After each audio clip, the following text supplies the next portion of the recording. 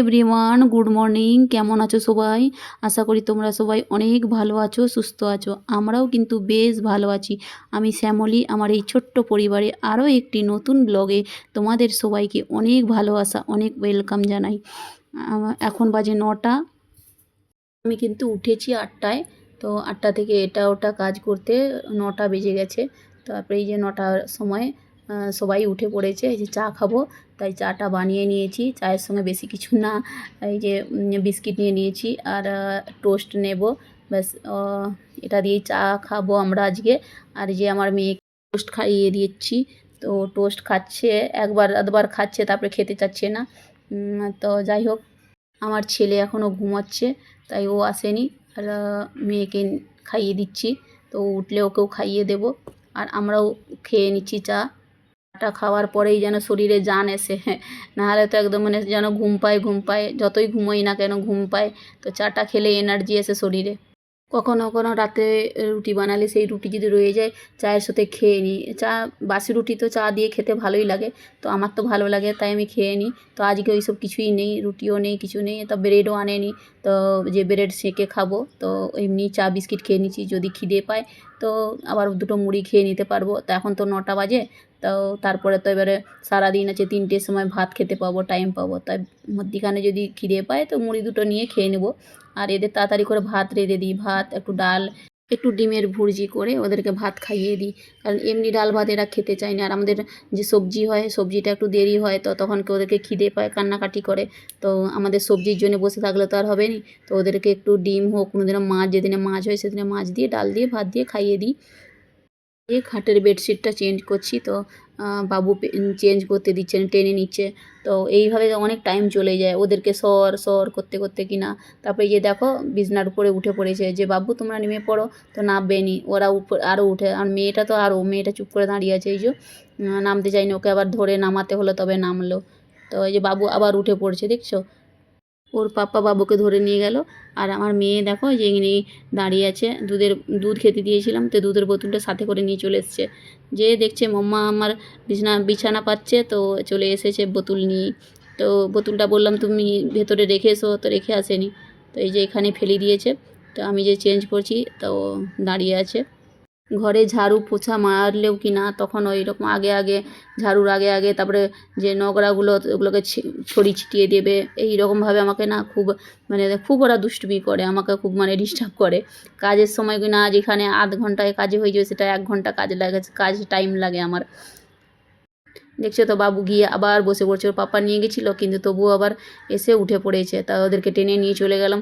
যে বিছানাটা কিনা 2 মিনিটও মানে ঠিক করে রাখতে দিবে নি, একদম ঘুনে ঘানে দিবে। এই যে ঠিক করছি, তো আবার আধা ঘন্টা পরে এসে দেখবে যে একদম পুরা বালিশ নিচে ফেলে দিয়েছে, ঘুনে দিয়েছে বিছানা। এই রকম সারাদিন যে কতবার আমাকে গুছাতে হয়, বাগাতে হয় বিছানা।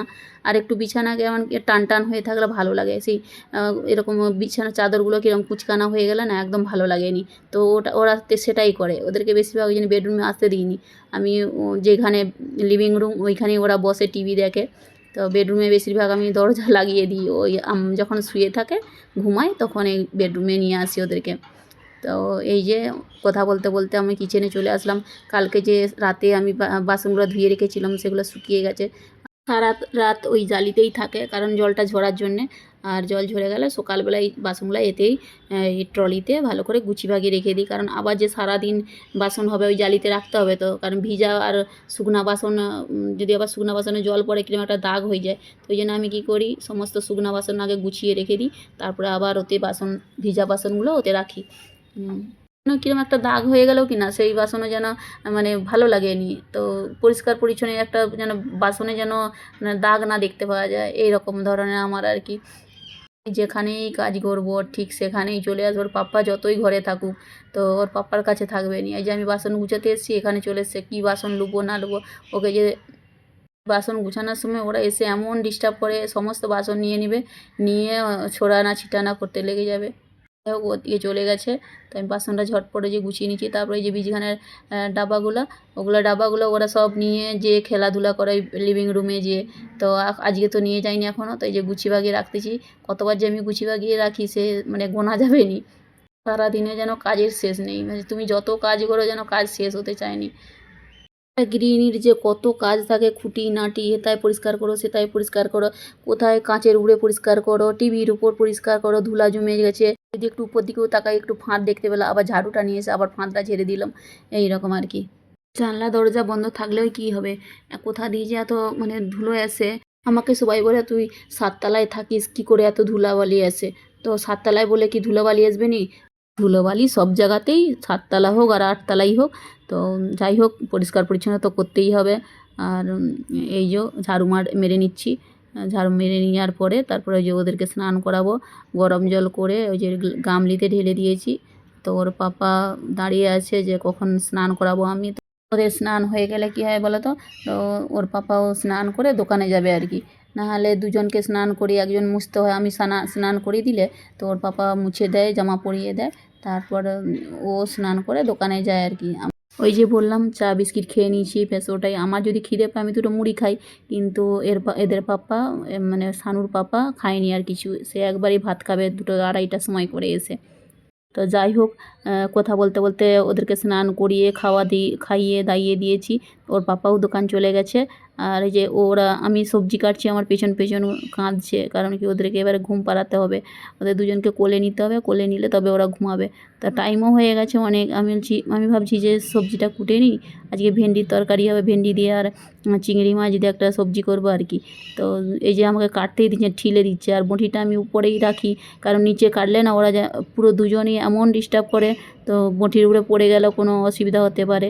তো সেই জন্য উপরেই আমি সবজিটা কাটি কিচেনের উপর, নিচে কোনো দিন আমি কাটতে নেই, তাই জন্য না খুব আমার পায়ের যন্ত্রণা হয়, দাঁড়িয়ে দাঁড়িয়ে সমস্ত কাজ। সারাদিন ধরো কিচেনেই তো কাজ আমার, কিচেনে ওই দাঁড়িয়ে দাঁড়িয়ে দাঁড়িয়ে দাঁড়িয়ে কোমর আর পায়ের এত যন্ত্রণা হয় কি করব। আর এদের দুজনের সামনে বঁটি তো নিয়ে কাটাই যাবে নি। তো এই যে বাবু ঘুমোয়নি, মেয়েটা ঘুমিয়ে গেছে। তো বাবুকে এই যে বসিয়ে দিয়েছি, তো ওকে এই যে টমেটো দিয়েছি, টমেটো কেটে দিয়েছি, ওর পছন্দ, কাঁচা টমেটো খায়ও। তো এই যে দেখো সবজি কাটতে কাটতে ওই যে শুশু করে ফেলেছে, তো ওই যে একটা কাঁথা নিয়ে এসে ওই যে ওখানে বিছিয়ে ওকে বসিয়ে দিয়েছি। তারপর ওই যে ভেন্ডি কেটে নিচ্ছি, তো পেঁয়াজ কাটা আছে, টমেটো কাটা আছে, ওইগুলো ও দেখে দেখে খাচ্ছে। কী বলো তো, গ্যাস চালু আছে, ভয়ও লাগে, বঁটি আছে, চাকুতে একদম সবজি কাটতে পারিনি। আমার বঁটিটাই যেমন খুব মানে সড়ো-বড়ো হয়ে গেছে হাতে আর কি। চাকুটা যেন আমার একদমই সুবিধা বলে মনে হয়নি। তো কার কার বঁটিতে কাটতে সুবিধা হয় আমাকে কমেন্ট করে বলো। আর কে চাকুতে কাটতে পারোনি সেগুলো আমাকে কমেন্ট করে জানিও কিন্তু, হ্যাঁ। এই যে বললাম ভেন্ডির তরকারি করব, ভেন্ডির তরকারি দিয়ে চিংড়ি মাছ দিয়ে, চিংড়ি মাছগুলো যে ওকে ওইখানে কিচেনেই বসিয়ে রেখেছি বাবুকে, আর এই চিংড়ি মাছগুলো যে বেছে নিচ্ছি তাড়াতাড়ি করে। তো চিংড়ি মাছের এই যে অনেক কিছু, এই যে এগুলো কালো, এগুলো সব বাছতে হয়, নাহলে ওগুলো মানে খেলে দাঁতে লাগে যেন ক্যাচ ক্যাচ করে। তো চিংড়ি মাছ বাছতে হলেও কি না অনেকটা টাইম লাগে। তো যাই হোক, এই যে নুন আর হলুদ দিয়ে মাখিয়ে রেখে দিচ্ছি, ওইদিকে সবজিটা কেটে নিয়ে আলু কাটতে হবে, ভেন্ডি কাটতে হবে।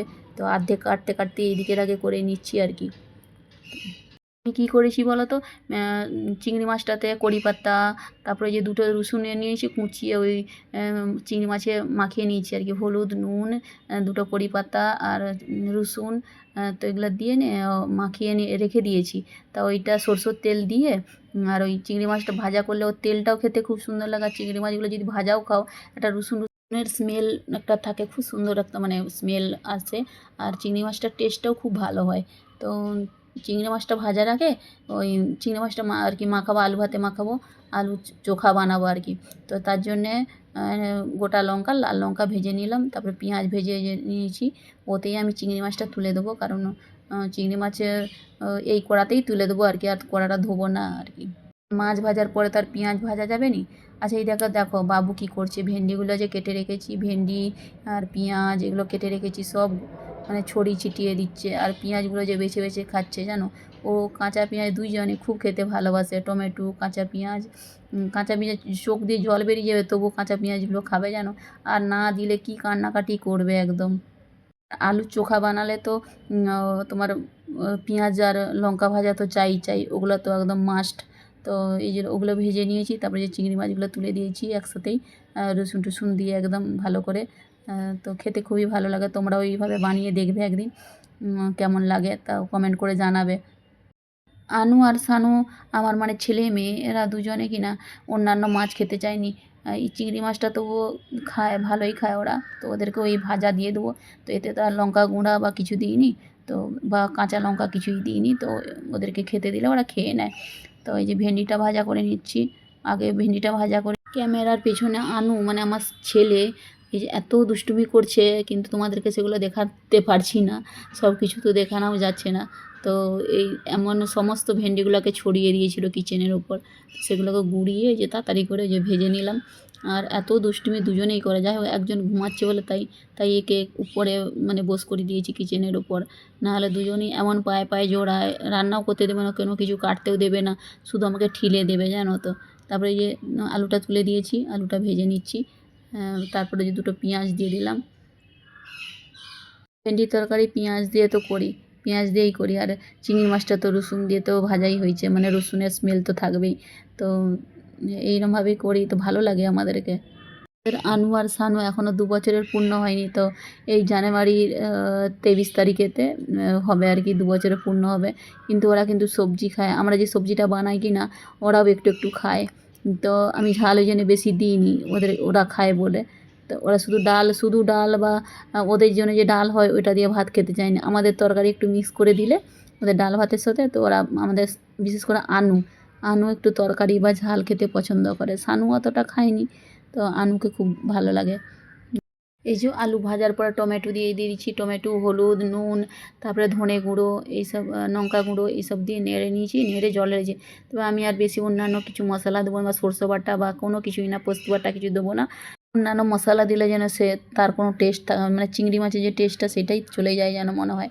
তো আর অন্যান্য কোনো মশলা দেবো না, এই ভেন্ডিগুলো দিয়ে দিয়েছি, আর একটু ফুটে গেলেই ব্যাস রেডি হয়ে যাবে তরকারিটা। তো যাই হোক এইভাবেই আমি তরকারিটা রাঁধলাম, তোমরাও বাড়িতে বানিয়ে দেখো কেমন লাগে, তো কমেন্ট করে জানাবে। তারপরে যে লাল লঙ্কাগুলো যে ভেজেছিলাম সেগুলো যে গুঁড়িয়ে নিচ্ছি। চিংড়ি মাছ, একটু ভাজা চিংড়ি মাছ মাখাবো আর কি। ভেন্ডির তরকারিতে দুটো দিয়েছি, কিন্তু এই যে চিংড়ি মাছ মাখা পেঁয়াজ দিয়ে লঙ্কা দিয়ে এই মাখাটা যেন অমৃত একদম। মাখা দিয়ে অর্ধেক থালার ভাত খেয়ে নিতে পারবো, আর কিছু না হলেও চলবে। বাঙালিরা মাছে ভাতে বাঙালি তাহলে কেন বলেছে, মানে মাছকে যে কত রকমের কীভাবে করে খেতে হয় শুধু বাঙালিরাই জানে। কারণ আমাদের এখানেও বাঙালিরা, ওরা তো মানে মাছের কালুবন মাছের ঝোল এগুলোই মানে করে খায়, আদার্স এই মাখিয়ে বা ভর্তা করে এইসব খেতে জানেও নি আর খায়ও নি, আমি তো কোনো দিন দেখিনি। তবে ওরা বাঙালিদের যতই মাছ থাকুক তরকারি একটা দুটো হওয়া চাই, কিন্তু অবাঙালিদের এখানে কী বলো তো, একটা মাছের যদি ঝোল হয়ে যায় ব্যাস, মাছের ঝোল দিয়েই ওদের রুটিও খাওয়া হয়ে যাবে, ভাতও খাওয়া হয়ে যাবে, সব কিছু হয়ে যাবে। কিন্তু আমরা কি পারি বাঙালিরা বলো, আমাদের বাঙালিদের ডাল চাই, মাছ চাই, সবজি চাই, কত কিছু চাই। তো রান্নার অনেক ভ্যারাইটি বাঙালিরাই জানে। এই যে কথা বলতে বলতে আমার রান্না রেডি হয়ে গেছে জানো তো। সকালে যে ওদের জন্য ডাল করেছিলাম, তো ডাল আর ভেন্ডির তরকারি আর ওই মাছ মাখানাটা দিয়েই ভাত খাওয়া হয়ে গেছে। ভাত টাত খেয়ে একটু শুয়ে পড়েছিলাম, শুয়ে বলতে ওদেরকে ঘুম পাড়িয়ে দিয়েছিলাম। তো ঘুম থেকে উঠে আজকে ওদের ফ্রেন্ডরা এসেছে, মানে দিদি বলে, তো এখানেরই অবাঙালি। তো ওরা বলেছে যে কাকি আমাদেরকে ম্যাগির পার্টি দিতে হবে। তো এই যে বিকেলবেলা কী করেছি, ম্যাগি বানিয়ে দিয়েছি ওদেরকে সবাইকেই। তো তো ওই যে ওদেরকে আবার আনুকেও আবার দিয়েছি, ওরাও খাচ্ছে ওদের সাথে। আর এই যে আইসক্রিম আর এই যে কুরকুরে এইসব রেখেছি ওদের জন্যে, ওরা খুব খুশি। তো এদের সঙ্গে খেলতে আসে আনুর সাথে, তো চলো যাই হোক এদের সঙ্গে খেলতে আসে, তো ওরা বলেছে তো ওদেরকেও খুশি করতে, ওই জন্য পার্টিটা দিয়েছি আর কি। তো তোমাদের কেমন লাগলো তোমরা কিন্তু কমেন্ট করে জানিও। ওদের আনন্দ দেখে কিন্তু আমারও খুব ভালো লাগছে জানো। বাচ্চারা একটুতেই খুশি হয় বা আনন্দ পায় ওরা, যাদের মনের মধ্যে কোনো পাপ নেই, নিষ্পাপ এরা। তো এদের খুবই ভালো লাগে, এদেরকে রোজেরই ডাকি যে চল তোরা আসবি এখানে খেলা করবি। আনুর সঙ্গে খেলা করতে আসে রোজেরই, সন্ধেবেলায় সকালবেলায় যখন ওরা টাইম পায়, স্কুল না থাকলে টিউশন না থাকলে চলে আসে আমাদের বাড়িতে। আমাদের আনুও কান্নাকাটি করে, ওরা যদি না আসে, একদিন যদি না আসে খুব কান্নাকাটি করে, ওরা আসলে খুব খুশি হয়। চলো ভিডিওটা তাহলে আজকে এখানেই শেষ করছি। সবাই ভালো থেকো, সুস্থ থেকো, সাবধানে থেকো। ব্লগটা কেমন লাগলো কমেন্ট করে জানাবে, ভালো লাগলে একটা লাইক করে দেবে, সাবস্ক্রাইব করবে, পাশের বেল আইকনটা প্রেস করে দেবে।